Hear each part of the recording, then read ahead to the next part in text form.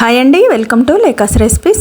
ఈరోజు మనం పల్లి నువ్వుల లడ్డూని బెల్లంతో ఎలా ప్రిపేర్ చేసుకోవాలనేది చూద్దామండి. ఇది తయారు చేసుకోవడం కూడా చాలా ఈజీ, చాలా సింపుల్గా క్విక్గా కూడా తయారు చేసుకోవచ్చు. మనం రెగ్యులర్గా ఈ ఒక్క లడ్డూని తిన్నామంటే చాలా హెల్దీ అండి. ఇంట్లో పిల్లలు, పెద్దలు, ఆడవాళ్ళు, ఏజ్ అయిన వాళ్ళు ఎవరైనా కూడా తినేయొచ్చండి. అందరికీ కూడా ఇది చాలా బాగా ఉపయోగపడుతుంది.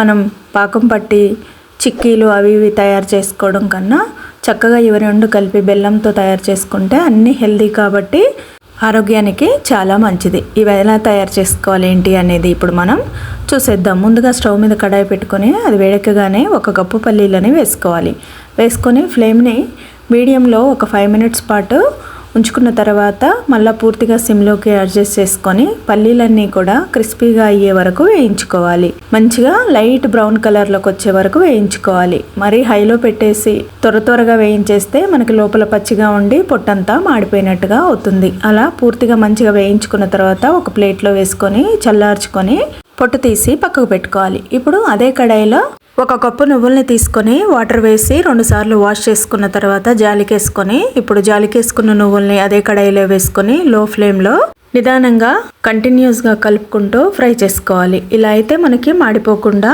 ఫ్రై అవుతాయి. నువ్వులు కడగడం వల్ల అందులో ఉన్న ఇసుక లాంటిది ఏమన్నా ఉంటే పోతుంది. తర్వాత మనకి వేయించుకునేటప్పుడు నువ్వులు కూడా మంచిగా వేగుతాయి అన్నమాట. ఇలా వేయించుకున్న నువ్వుల్ని వేరొక ప్లేట్లోకి వేసుకొని చల్లార్చుకోవాలి.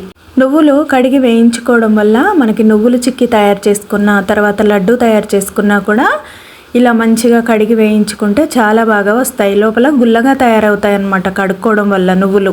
ఇప్పుడు ఒక మిక్సీ జార్ తీసుకొని ఇందులోకి మనం ముందుగా పొట్టు తీసి పెట్టుకున్న పల్లీలను వేసుకున్న తర్వాత వాటిని కచ్చపచ్చగా గ్రైండ్ చేసుకోవాలి. అంటే పల్సెస్లో గ్రైండ్ చేసుకోవాలి. కంటిన్యూస్గా తిప్పుకుంటూ గ్రైండ్ చేసుకుంటే మనకి పల్లీలలో ఆయిల్ అనేది వచ్చేస్తుంది, మళ్ళీ మెత్తగా అయిపోతుంది అనమాట. అలా కాకుండా పల్సెస్లో ఇలా రవగా గ్రైండ్ చేసుకోవాలి.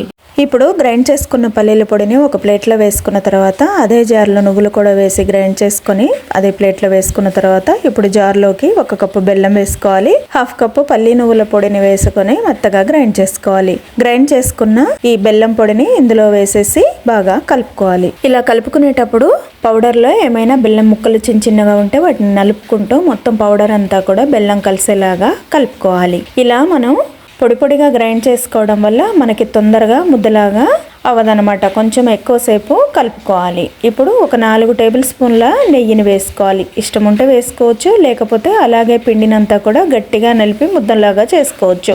లేకపోతే ఇలా నెయ్యి వేసుకొని కూడా చేసుకోవచ్చు. నేనైతే 4 టేబుల్ స్పూన్ల నెయ్యి వేసానండి. వేసేసి పౌడర్లో మొత్తం నెయ్యి అంతా మిక్స్ అయ్యేలాగా కలుపుకున్న తర్వాత కొంచెంగా పౌడర్ని తీసుకుంటూ లడ్డుల్లాగా చుట్టుకోవాలి.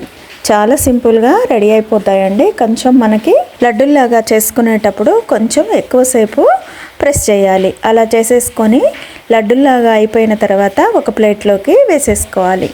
అలానే మిగతా పౌడర్ని కూడా కొంచెంగా తీసుకుంటూ లడ్డుల్లాగా చుట్టుకోవాలి. అంతేనండి, చాలా సింపుల్, చాలా ఈజీగా తయారు చేసుకోవచ్చు. తక్కువ టైంలో మనకి క్విక్గా రెడీ అయిపోతాయి. ఇవి తినేటప్పుడు చాలా రుచిగా ఉంటాయి, చాలా బాగుంటాయి. నోటికి చుట్టుకోకుండా మధ్యలో తింటుంటే పల్లీల పలుకులు తాకుతూ నోటికి రుచిగా చాలా కమ్మగా ఉంటాయండి.